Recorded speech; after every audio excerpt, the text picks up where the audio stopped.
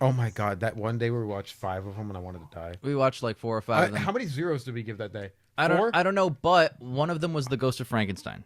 I remember that.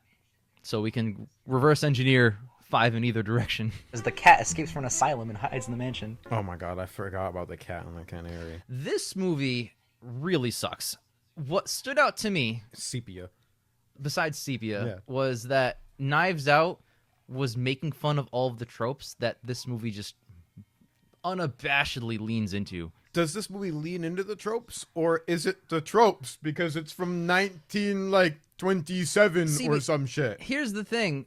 Of course they want her money. Of course it's like the evil family person. Of course it's the person dressed the spookiest. I use the word spooky because I saw it on screen. Yeah. Like, of course, like there isn't a mystery to me. Now, is No. that a problem of me having seen 1,000 mystery movies and this is just not innovative at all because it's 100 years old? Yeah. I don't know.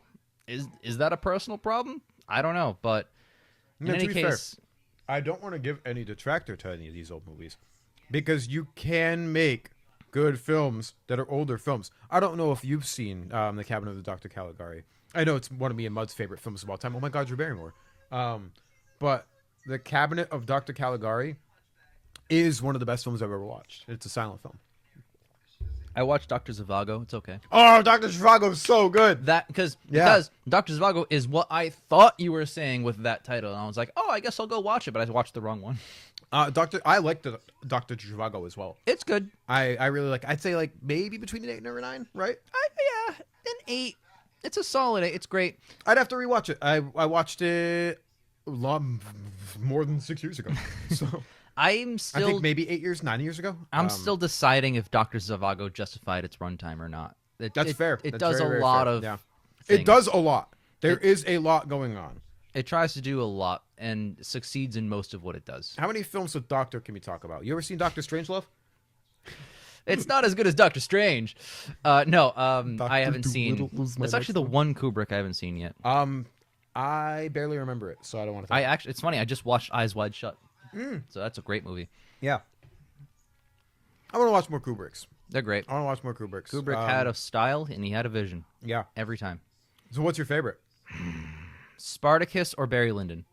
Barry Lyndon's Fucking not love- one I expected you to say. No one says Barry Lyndon, and I fucking love it.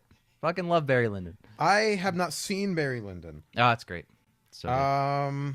I would actually have to look. I'm taking and a it's look. funny because Spartacus is not a Kubrick style film. So No, I'm going to no, pause not this at all. because we're trailing off a little bit. But Spartacus is so not in his wheelhouse. It was one of the ones that kind of made him more of a prominent director. Yeah. And afterwards, he kind of wanted to distance himself a little bit from it because Makes sense. he didn't have full creative control, which Kubrick is just a freak about. Yeah. In good ways as well. I mean, there are a lot of movies that don't really have the Kubrick style that he's made, like Full Metal Jacket. yeah. Full Metal Jacket's not a Kubrick movie. No, It doesn't feel like one. It's a banger, though. Full Metal, the first half is like a masterpiece. Oh, yeah. And then the second half I like and I appreciate, but I don't Yeah. think it's as strong as I feel like the movie ended halfway through. Okay. Like that's that fair. was the complete conclusion to that story, Yeah. and it was perfect. I very much lean towards 2001: A Space Odyssey or Clockwork Orange. See, I know those are two 2001 classics. My But- thing with 2001 is like I really like the movie in it. Yeah, it's awesome. I like the story of the astronauts going there. The rogue AI happens all, but like the beginning and the end, like the 20-minute end, I feel like that's not what gets me. You know, The part I don't like about 2001: A Space Odyssey is when he is going through to get to the end. The end is actually really good. It's that 5 to 10 minute visual scene where there's too much sound going on. Yeah. When the purpose and the whole movie has been a silent void waste of sound, and it's perfect. And then it adds way too much all at once. If that scene is quiet, that scene is haunting, disturbing. I I think the Yeah. overutilization of the soundtrack and noises in that scene ruins that scene. See, I like the soundtrack. I do like how it goes crazy because it's a purposely crazy situation. It's just what gets me is like the fetus staring at the earth is like it's very symbolic and it's very thematically appropriate, but it doesn't. I would rather them conclude the story. Fair. I'd rather them because I was invested in those characters. I was Yep. like, oh, what's going to happen next? And just the fact that they decided to stop telling a story and just play themes of like, hey, this is what, spiritually means X, Y, and Z. It's like I kind of checked a little out at that point. Fair. So. Yeah. But yeah. Anyway, sorry, we're 3 minutes into this old ass movie that's not as good as Kubrick's movies. And if I see more Drew Barrymore, I'm gonna shit myself. Yeah. That's scary. That's on par with Phantom of the Opera. Yeah. That's a scary fucking thing. That is a jarring woman, and it's the makeup they gave her. Yes, They yes. gave her. It looks like they paled her a lot, sunk her in. She looks webbed, like spider webbed. It almost. is. Yes. It is the makeup, and I'll tell you, it's the lighting. 'Cause Yeah. It's so like framed with the light going a certain down. way. Or I don't know if it's top down. top down or top up or Yeah, bottom up. yeah. You know what? I can't. Sorry, us getting fake scared at the skeletons really good. It was so scary. Again, the mic's peaking. I just can't get over. And I don't even record in like super good like 32-bit rate or anything crazy. I record like average. 24 is good. 24 is okay, or But it's 16. 16's average. 16, yeah, this is fine. But like, and what these mics are really good at are noise reduction. Yeah. So sometimes you have an overhead fan. These mics will pick it up in this spot, but mics over where you usually sit over there usually don't, because It's far enough away. just because the wind is coming down onto it. But it reduces noise really well. But the drawback of that is that I have to usually boost our audio in post because it's comes in a little quiet. My 2018 P brain didn't understand the fact that he was turning a watch. It was so successor. Was he turning a watch? I still My didn't. 2018 P brain. Oh my god. Yeah. Have you even gotten past the 2018 P brain? Or are you I've still? reverted to the 2013 P brain. Actually. Jeez, that sounds likely. Entire Universal Monster series, there's only one person that's not just a white guy. Or a Drew Barrymore. So that guy. Who is it? Who are you referring to? I mean, Boris Karloff isn't white, but he's You're green. right. He's green in that series. Um, he's gray in that series. The but, like, creature's not white. He's green. is that a person? I guess a third one makes him a person. Yeah, he walks among us. There's no one in the movie where it's like they're selling it for me. Like Lon Chaney was that in both other movies. You know what I mean? His performance made those movies like actually fun to an extent. There's me waxing poetic about the lack of Lon Chaney Sr. in the third one. Yeah. The third one, as if it's one continuing series. This is one continuing series. It's the MONSTERTHON. We made it a continuing series. Tell you that. God much. damn it. We made Universal what they are today. We are, yes. We're the reason that they made 2017's The Mummy. It's Sorry, very guys. sad. No, we started this after. Yeah, we did. That's actually why we started this. Kanye West. Say button above them. Kanye, this is prior to Kanye exploding. Yeah, it is. Damn, the jokes that we could have made if only we were fortuitous. This is the one, because I see it in the thumbnail, where the hand is over her bed. Yeah, yep. That's probably the most significant thing from this whole movie. The most memorable part. We might not have put it in the commentary. We might not have said anything during that point. Why would we do... Now, to be fair, I like how they get progressively shorter for the next... So it's 16, 12, 10, 6, 4, 4, 3. I know. I'm noticing that too. It picks back up. Frankenstein's like 16 minutes. It is, It yes. can't be shorter than 3. That's true. Although it would have been shorter than 3:47 for Dracula if we didn't have to re-record. That's fair, yeah. Well, also Frankenstein. No, we talk. Look, hand over back. Oh, cool. That's another thing too. You guys, because I edit the commentaries, it's usually months after we record it because of copyrights and laziness. But These didn't have sometimes, copyright.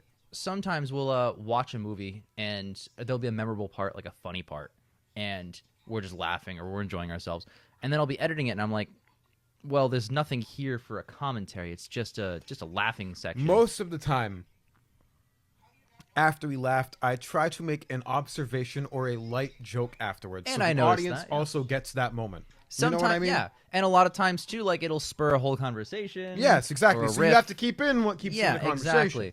But like, Yeah. there was a time where it was Birds of Prey. I remember it distinctly. Is it when he just explodes? No. It's when she's making the sandwich and she goes egg at the start, and we all lost our minds.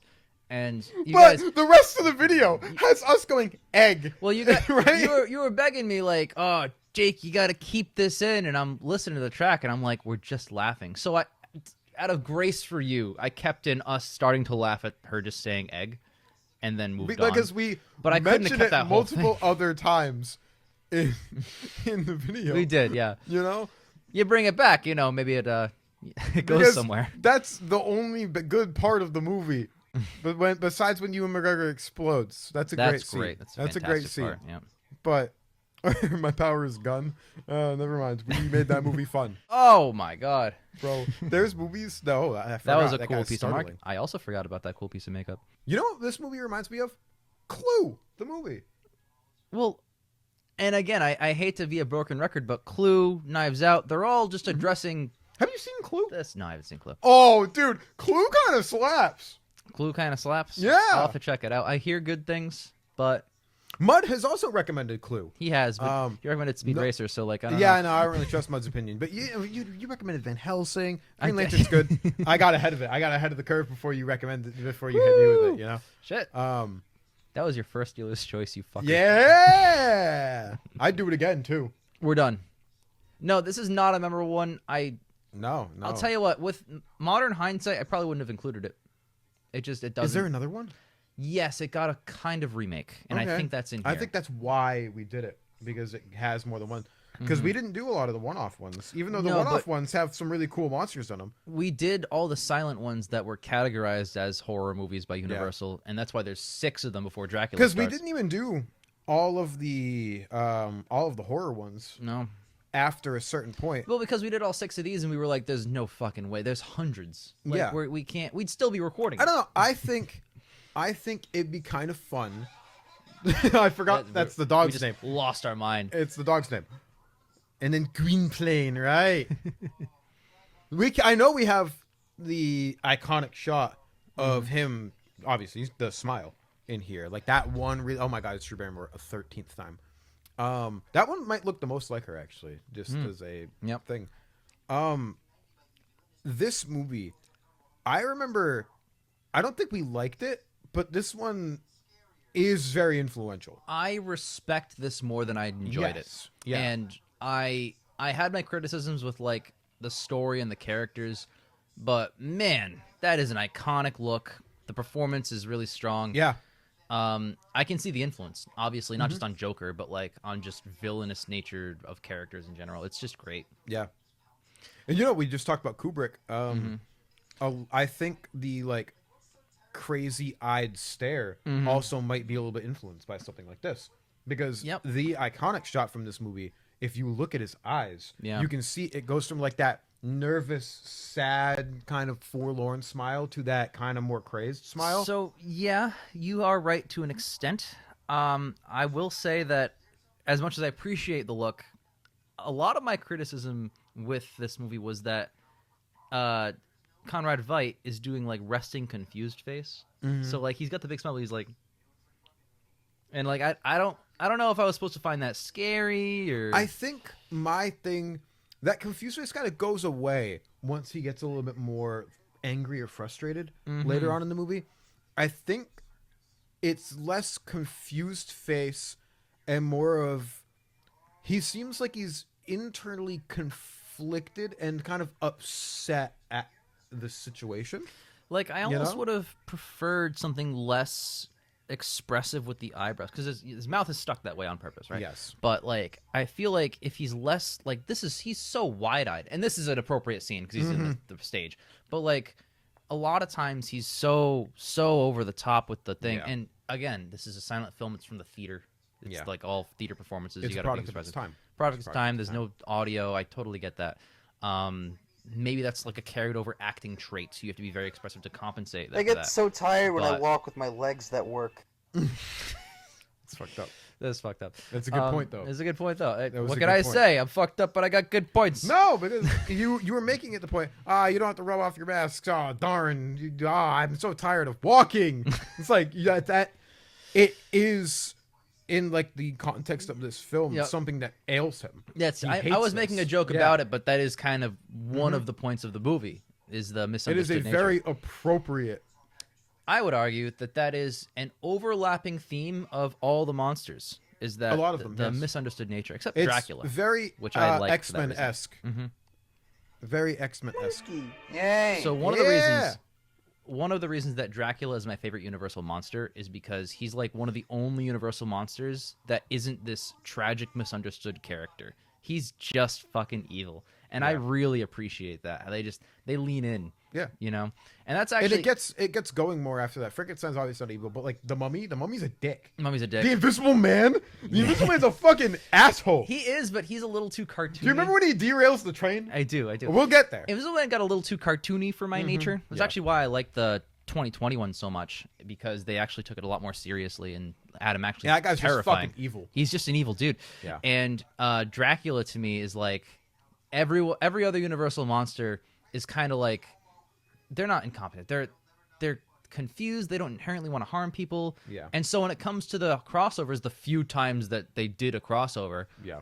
Dracula is always like the big bad, the one at play, who's like Yeah. manipulating people. He's trying to control the Frankenstein. Wolfman has to stop him. It's a whole thing. Yeah. Like that's the character you do the plot Even though around. Dracula should just be able to take control of the Wolfman, because Yes, wolf. Wolf. He controls animals. Wolfman's an animal, but Part animal. part animal. What if he controlled him only when he's a wolfman? But he can also control people. Yeah, exactly. Yeah.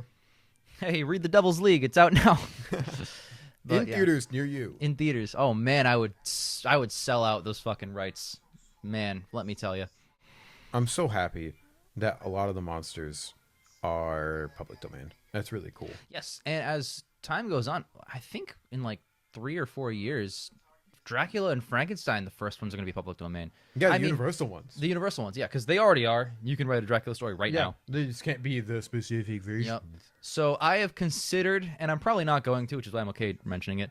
I've considered making, after 2027, when the 31 movies go public, Yep. Dracula meets Frankenstein, and have it be a sequel to both of them. That's cool.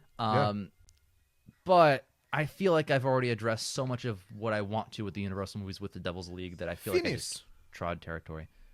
They forget the H in all these. They do, yeah. It's same. It's Mary Philbin. She's been in so many of these. All right, I'll pause it briefly just to like sum up our thoughts, and I feel Yeah. like we've trailed off a little bit, but No, we're talking about the overarching themes. we are overarching you know? themes. Man Who Laughs is a really interesting, unique addition to the canon of the Universal monsters. Yeah. I wish that he got just any more appearances than just one. Like, I wish, because all the other monsters get like 100 sequels, 10 crossovers, and then they get remade. He's nowhere else in movies. I really think you can make an interesting story about this still. I think they're doing a disservice to some of the older classics, because even, and I'll say, there's a couple that they should do more with. I think The Creeper is something you can do something with still. I feel so strongly about that. I think The Man Who Laughs is something you can do something with still. Yep. And man, when was the last time they did anything with The Creature of the Black Lagoon? Nothing. That Guillermo del Toro wanted to remake And then he it. made the one where she fucks a fish. Yeah. So he pitched that to Universal as a remake, and Universal said, no, that'll never work. And then And he then did it it with won someone else, and it Best won Best Picture. Picture. Yeah. That's the most badass story in all of Hollywood. So I know. There's so many missed opportunities. I really think this is one of them, yes. because it is such an iconic thing, and it inspired the look of one of, if not the most popular villain of all time. It did. It seriously did, and it deserves to be recognized for that. Yeah, And 100%. at the very least, I wish I got him in one of the House movies. I know it's a different time period, but they fixed that with Frankenstein anyway. So whatever.